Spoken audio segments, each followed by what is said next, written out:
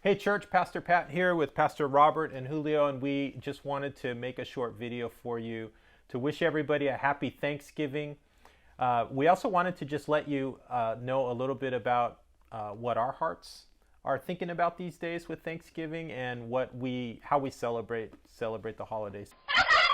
First Chronicles 16, verse 34, it says, to give thanks to the Lord for he's good, and his mercy endures forever. And really that's what it's all about.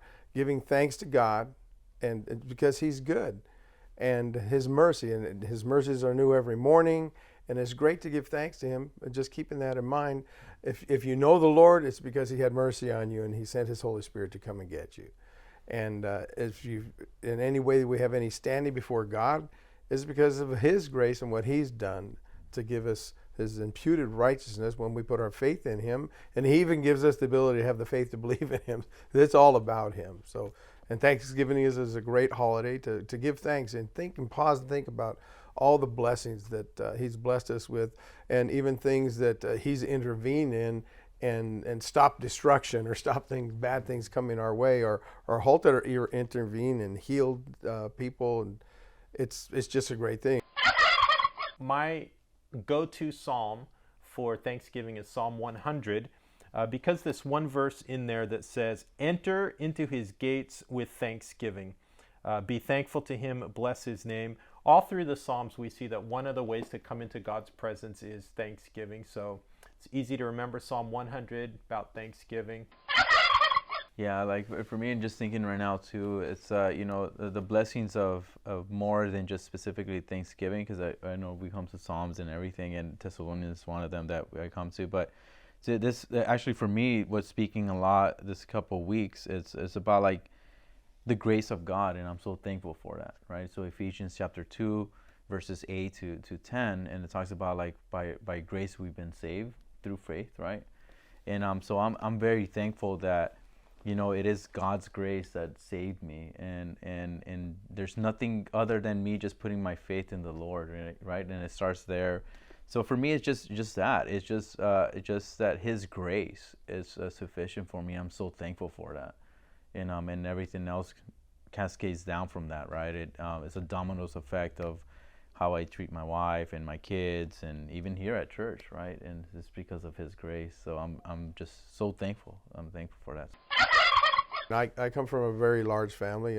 In my family, there was 11 of us siblings, and my dad was even from a larger family. He was the youngest of 20 in his family. 20 children. Oh my goodness.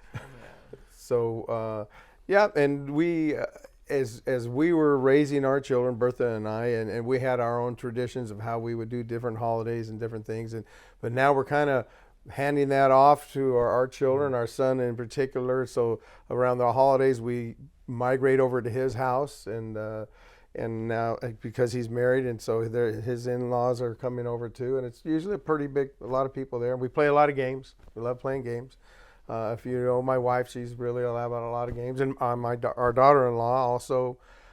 She tends to. We get there, she'll have a bunch of cards written out with kind of like, so everybody gets around a table at some point, and these are conversation starters, and so everybody gets some things and then read it and then kind of like answer it, or take off the conversation from there.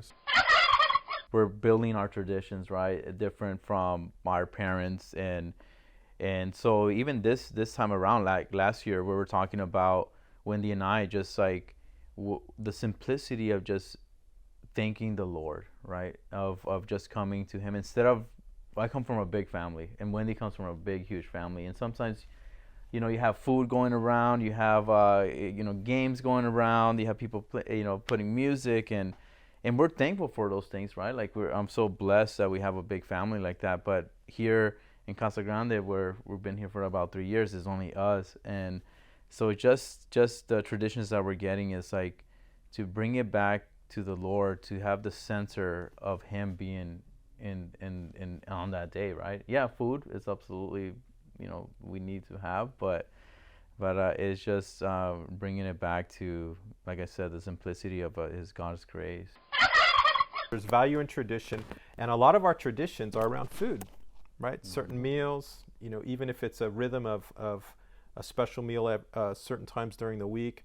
But Thanksgiving, it's just everybody in the U.S. Well, most people have this big turkey dinner, right? And these traditions are good, and for us as Christians, it's a way for us to build Jesus into our traditions. And my kids are older. One of my kids told me the other day, said, "Dad, do you realize in a couple weeks you're going to have 3 teenagers? Because my youngest is going to turn 13 here in a couple weeks." And I was like, "Oh my goodness, I totally forgot about that." But even from when they were little, we've tried, especially these holidays and these traditions, to really bring Jesus and to really have our traditions revolve around faith. And so Thanksgiving is great for that, because we're thankful to God, and we always share. I think a lot of people go around the table and share, what are you thankful for? And when they were little, we used to have them write down things and stick them on, what are you thankful for, and stick them on different items, and then we look at family pictures a lot, and we'd see that when they were young. So my wife, her parents are from Mexico, and my parents are from El Salvador. So we're not very into like turkey, right? So we're blasphemy. I know, right?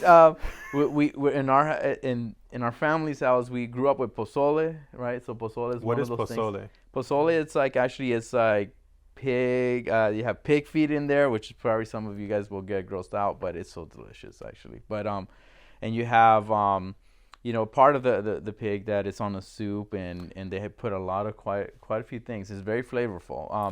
So do you do the whole pig? I mean, No. I was in Miami for years, and so big, strong Cuban population, and they would always, I don't know if they do it on Thanksgiving, but they'd always cook.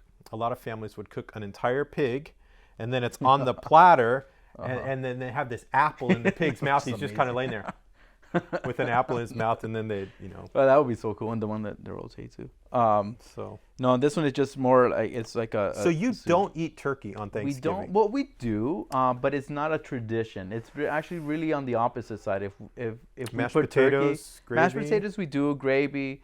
Yucca. Yeah, I mean yucca. Sorry, I call it yucca. Yeah, yucca. No, yucca we do sometimes, but from my side on in the Salvadorian, we have something called chompipes, and actually. What was the first one? Pozole. Pozole and chompipes, which is a pozole Salvadorian. and chompipe. Yeah, so that's very popular.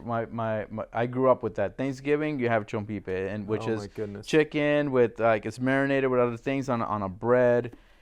So that's how we grew up with. It was not obviously too traditional as the American way. We like turkey, but not as much. Or at least I don't. It's sometimes I prefer chicken. Forgot to hit record. No. Hello, church. You better start over, bro. That's all I'm telling you. I'm having mercy. I'm telling you to start over. We're gonna let everybody see how you really are. Wait, like how? What's going on? Hey everyone. I'm here with my friends and co-pastors, Pastor Robert and Pastor Julio, and we wanted to make this video to wish everybody a happy Thanksgiving. And today's what is today? Got off to such a good start.